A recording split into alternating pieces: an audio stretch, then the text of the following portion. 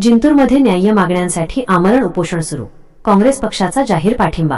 परभणी के एक न्यूज महाराष्ट्र विशेष वृत्त जिंतूर दिनांक 13 ऑगस्ट 2026 जिंतूर तालुक्यातील शेतकरी, शेतमजूर तसेच आरोग्य आणि शिक्षण क्षेत्रातील विविध प्रलंबित व न्याय्य मागण्यांसाठी माननीय इर्शाद पाशा यांनी येथील तहसील कार्यालयासमोर बेमुदत आमरण उपोषण पुकारले आहे। आज या उपोषणाचा तिसरा दिवस असून आंदोलनाची व्याप्ती वाढताना दिसत आहे।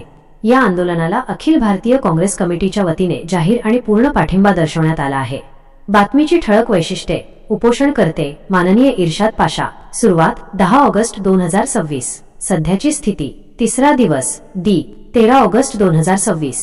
ठिकाण तहसील कार्यालय परिसर जिंतूर। प्रमुख मागण्या व भूमिकेचा घटनाक्रम शेतकरी व शेतमजुरांच्या आर्थिक व सामाजिक सुरक्षेसाठी तसेच ग्रामीण भागातील ढासळत चाललेली आरोग्य व्यवस्था आणि शैक्षणिक क्षेत्रातील अडचणी दूर कराव्यात यासाठी हे उपोषण सुरू आहे।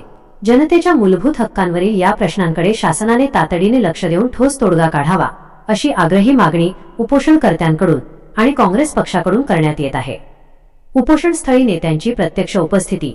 अखिल भारतीय काँग्रेस पार्टीचे जिल्हाध्यक्ष माननीय बाबाजानी दुर्राणी यांच्या मार्गदर्शनाखाली जिंतूर तालुक्यातील काँग्रेसच्या प्रमुख पदाधिकाऱ्यांनी आणि कार्यकर्त्यांनी आज उपोषणस्थळी भेट देऊन आंदोलनाला बळ दिले।